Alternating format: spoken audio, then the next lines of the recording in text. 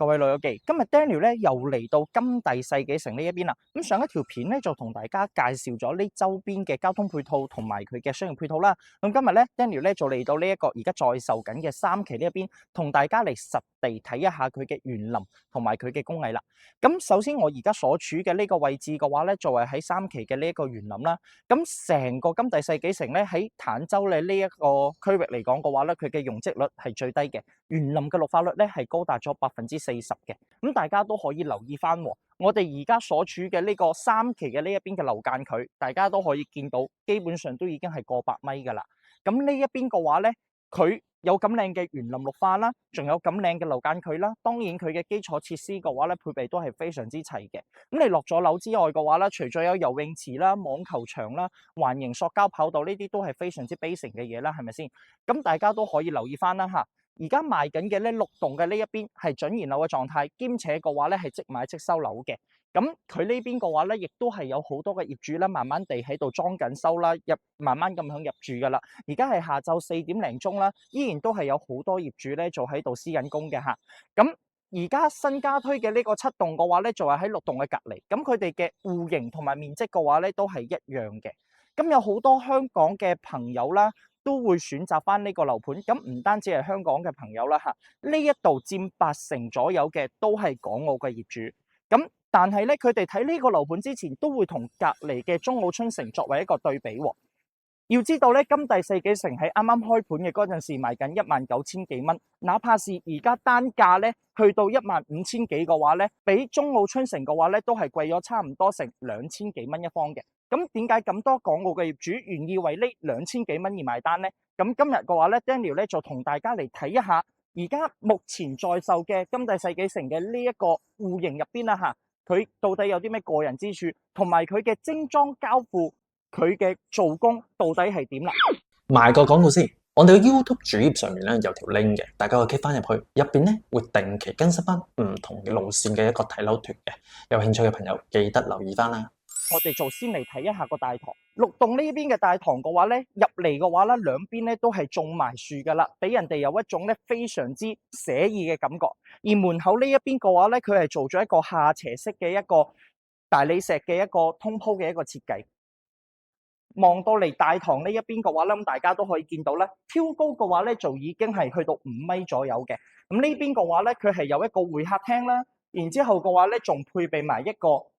電子嘅一個智能嘅一個人面識別嘅一個系統嚟嘅。咁跟住落嚟嘅話咧，大家都可以跟隨翻我一個步過嚟呢度睇一下信箱個位置嘅話咧，佢都係加入咗一個人面識別嘅系統嘅。咁佢同傳統嘅一個系統唔同嘅就係你行到嚟呢一度輸入密碼，又或者係用人面識別嘅話咧，就可以直接開啟埋佢嘅信箱噶啦。兼且唔知道大家有冇發覺啦嚇？成個大堂嘅話咧，全部都係通鋪埋呢一啲大理石嘅，所以睇起身嘅話咧，就比較高檔，包括埋佢嘅牆身都係。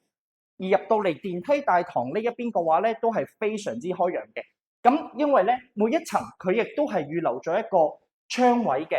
入到嚟之後嘅話咧，就唔會覺得係非常之暗沉，唔會有一種壓抑感。兼且嘅話咧，兩個電梯配備嘅咧都係日立嘅電梯。咁事不宜遲啦，我哋而家咧就上去樓上同大家睇一下佢精裝交付嘅一個工藝先啦。睇完咗成個小區園林嘅工藝啦，到底佢精裝交付嘅工藝係點呢？今日 Daniel 咧就同大家嚟到呢個80方位計啊嚇，咁開發商佢係做咗一個工藝展示，嚟同大家嚟睇一下佢到底呢一個精裝嘅一個交付咧，佢嘅工藝係點嘅。咁首先大家要留意一下喎，門後面嘅話咧，佢仲有2個電箱位嘅，分別咧就係強電箱同埋弱電箱。咁好多朋友嘅話咧都唔明白強電同埋弱電嘅話咧分別係咩嘅，同大家講下。強電箱嘅話咧，通常嘅意義咧就係叫做總閘嘅位置，咁佢咧就會分別為成間屋嘅總閘啦，每一間房嘅總閘啦，每個區域嘅總閘咧都係喺呢度嘅。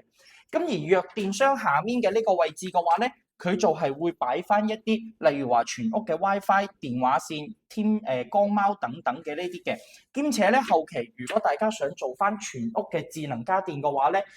都係要用翻弱電箱嘅總閘咧，都係會喺翻呢一度嘅。就好似呢一邊咁樣，開發商咧佢就係展示咗呢一間屋，佢係可以做到全屋嘅一個智能嘅家電，包括埋佢嘅插蘇，佢亦都係改咗一個智能嘅一個模式，所以嘅話咧後期行線嘅話咧都係行翻個弱電箱嘅。咁同大家講翻啦，成間屋嘅牆身嘅話咧，原本清水樓嘅話咧就係咁樣啦。呢一個就係佢最原始嘅狀態。咁跟住嘅話咧，線完第一陣灰，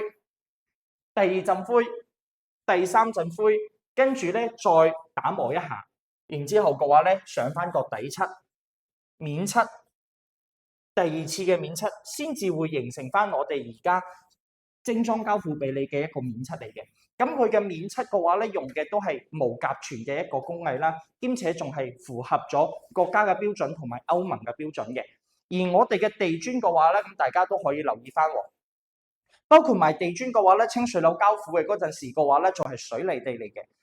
基礎嘅處理完咗之後嘅話咧，再用埋水泥嘅掃漿，然之後水泥沙嘅漿層咧鋪設上去嘅話咧，仲用埋呢一個黏貼劑嘅一個花刀拉槽嘅呢個工藝啦嚇。咁呢個工藝嘅話咧，佢個好處係咩咧？唔知大家有冇發覺，我哋而家嘅呢個交付標準嘅客廳嘅地磚嘅話咧，全部都係用緊1.5米乘於70公分嘅一個長條形嘅地磚嚟嘅。咁如果係鋪設咗上去嘅話咧，唔做呢一個工藝，後期如果大家係擺翻一啲比較重啲嘅家具嘅話咧，佢有可能咧會對地面會造成一個磨損，甚至乎嘅話咧會地磚開裂。但係做咗呢一個工藝嘅話咧，佢就會減少呢一種情況嘅發生，兼且嘅話咧喺樓上同埋樓下之間嘅噪音嘅話咧都會減少。例如話我而家喺呢度跳，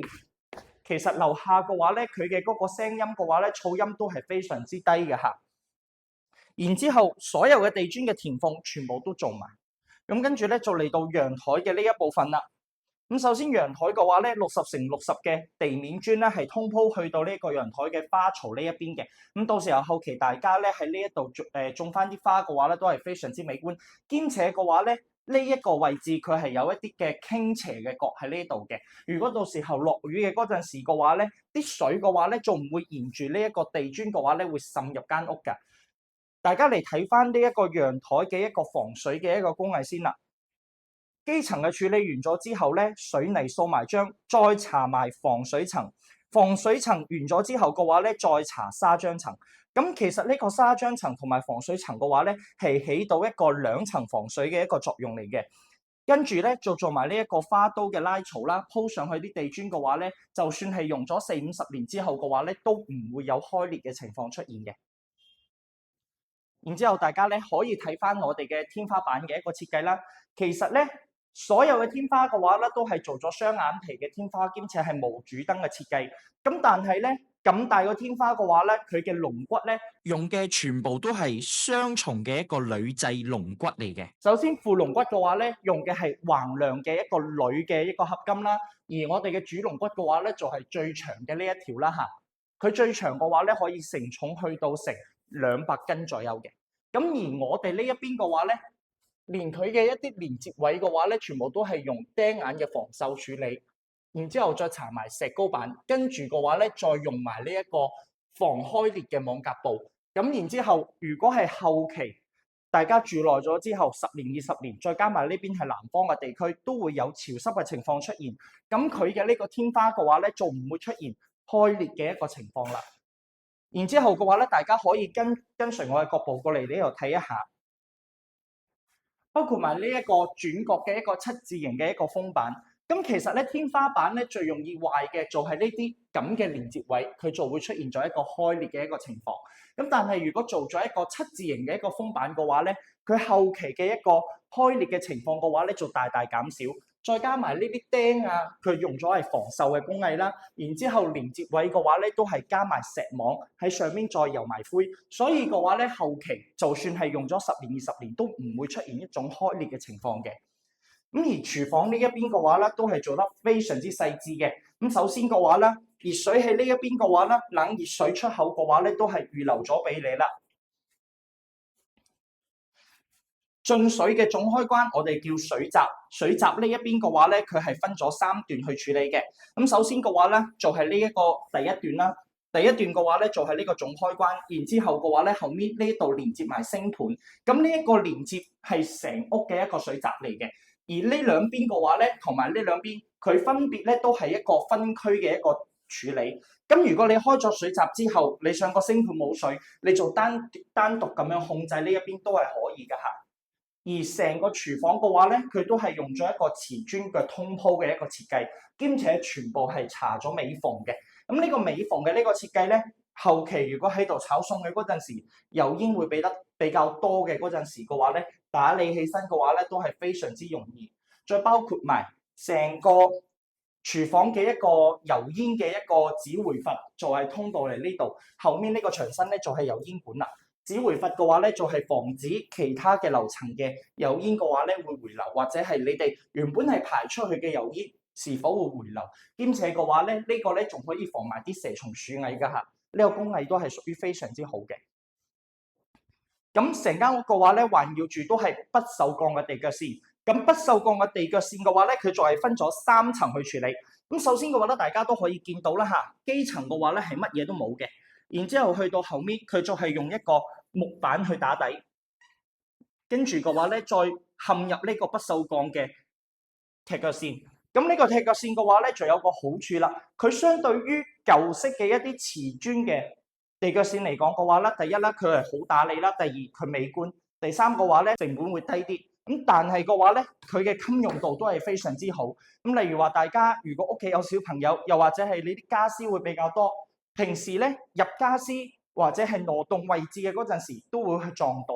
咁但係嘅話咧，瓷磚嘅地腳線嘅話咧，更換咧成本會比較高啲。咁呢一個嘅話咧，又美觀，成本又低，更換起身嘅話咧又方便又易打理。跟住落嚟咧，就嚟到嚟洗手間啦。洗手間嘅話咧，要着重同大家講一下，因為洗手間嘅話咧，我覺得係成間屋最貴嘅地方。大家可以見到啦嚇，如果係佢清水樓交付嘅嗰陣時嘅話咧，呢一邊咧佢係預留咗一個架空嘅一個位置嘅，就係可以等你哋去做翻個排水同埋佢嘅乾區濕區嘅地流。咁但係咧有好多開發商嘅話咧，乾區濕區嘅地流嘅話咧，佢就係統一嘅，用同一個地流。而呢一邊嘅話咧，乾區嘅地流係一條線一條管道喺呢一邊，濕區嘅地流係一條管道喺呢一邊。甚至乎濕區嘅嗰邊嘅地漏嘅話咧，仲會有一個2次排水嘅一個工藝。咁有呢個咁嘅工藝嘅話咧，到時候如果係屋企唔記得閂水龍頭嘅嗰陣時，都唔會水浸，會影響到下面嘅嗰一間嘅。跟住嘅話咧，佢嘅基層處理都係做得比較好啲嘅嚇。大家都可以見到啦，無論係佢嘅排污管又好啦，抑或是係佢嗰啲管道都好啦，都係非常之闊嘅。咁如果係後期嘅話咧，有啲咩頭髮啊，又或者係嗰啲紙巾啊，會塞住個管道嘅話咧，都係非常之容易處理。呢一間廁所嘅呢個位置嘅話咧，佢嘅防水層咧都係做咗2浸，除咗係線灰嘅層之外啦，包括埋佢嘅拉槽啦。然之後咧，無論係全屋嘅地板又好，抑或是係去到牆身呢一邊都好，都係加咗個防水層嘅呢個位置。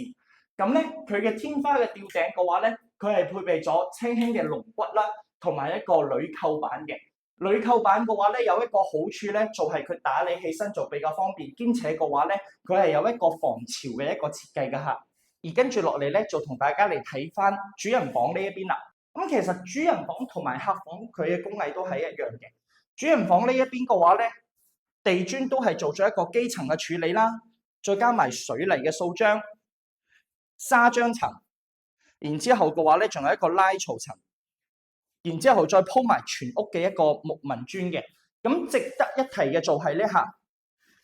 喺呢一個房間同埋呢一個窗台嘅呢一個連接處，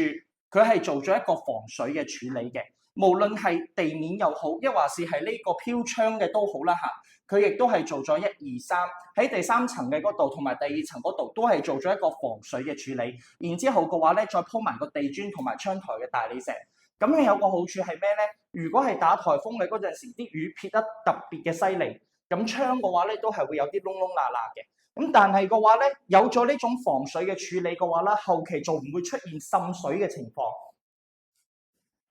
咁當然啦，天花嘅話咧都係做得比較好嘅，副龍骨同埋主龍骨同客廳嘅嗰個做工都係一樣嘅嚇。兼且嘅話咧，上面咧大家都可以見到，佢石膏板入邊咧係做咗一個防火嘅阻燃板，跟住木板嘅話咧，全部都係防白蟻嘅處理，先至會做到一個中央空調嘅一個出風口。因為咧喺主人房呢一邊同埋客廳嗰一邊，佢配備嘅佢亦都係一個中央空調嘅一個設計。裝我上去嘅話咧，後期如果咧有啲咩問題啊，或者係拆卸落嚟嘅話咧，都係比較困難。咁但係咧，如果佢係做咗呢啲咁嘅工藝嘅話咧，後期有一啲安全嘅問題嘅話咧，就可以隔絕翻嘅嚇。客房呢一邊嘅話咧，其實房間嘅天花、客廳嘅天花同埋主人房嘅天花，佢嘅做工都係一樣。咁但係咧，着重同大家講下呢個門啊，呢個門嘅話咧，點解佢咁趣致咧？佢批咗一半嚟俾大家睇，係因為咧好多開發商佢用嘅木門嘅話咧，佢用嘅實木門嘅話咧，其實咧佢就係會有一個夾傳出嚟嘅。咁但係呢一邊金帝世紀城佢配嘅木門嘅話咧，佢用嘅係歐松板材。咁歐松板材嘅話咧，佢有個好處啦。第一個作為開啓關閉嘅嗰陣時嘅話咧，佢比較輕身，兼且嘅話咧，佢係冇咩噪音嘅回應嘅。